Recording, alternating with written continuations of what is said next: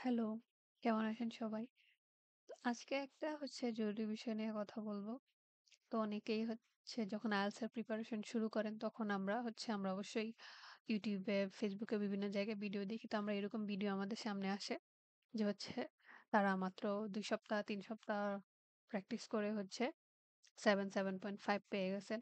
কিন্তু যে আপনি আপনার অবস্থান দেখতেছেন না, আপনি তো ১ মাস পড়ার পরও মনে হচ্ছে না আপনার দ্বারা হচ্ছে না। এটা আরো বেশি কঠিন লাগতেছে এবং আপনি ৬, ৬.৫ পাবেন কিনা সেটা নিয়ে টেনশনে আছেন।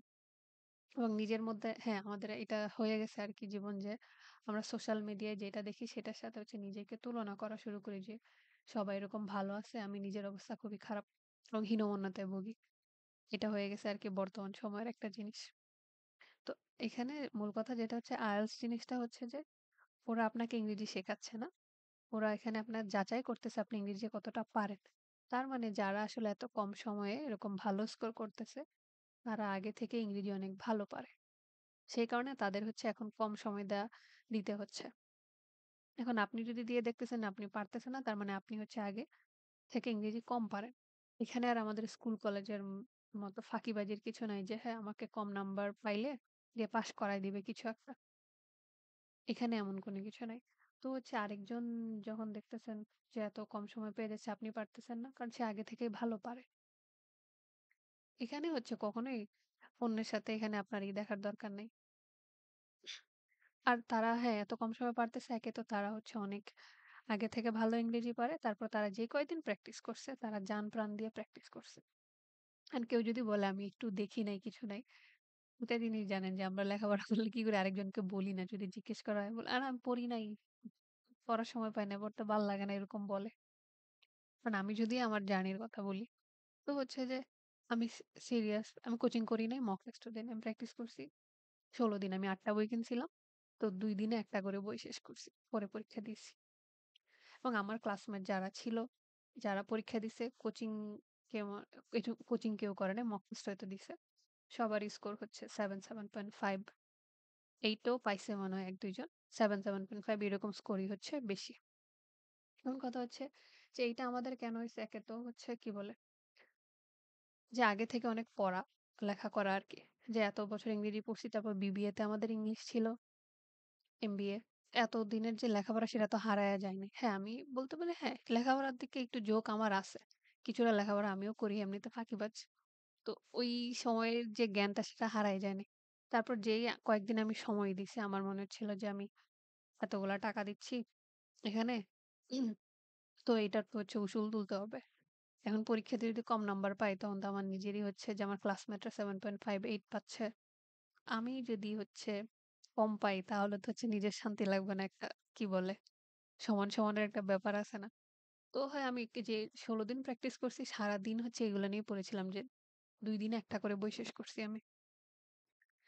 এখন কথা যে আপনি যখন দেখবেন এরকম ভিডিও দেখেন ঠিক আছে। কিন্তু তাদেরটার সাথে আপনার জার্নি মিলাইতে যায়েন না। সবার এখানে জার্নি আলাদা।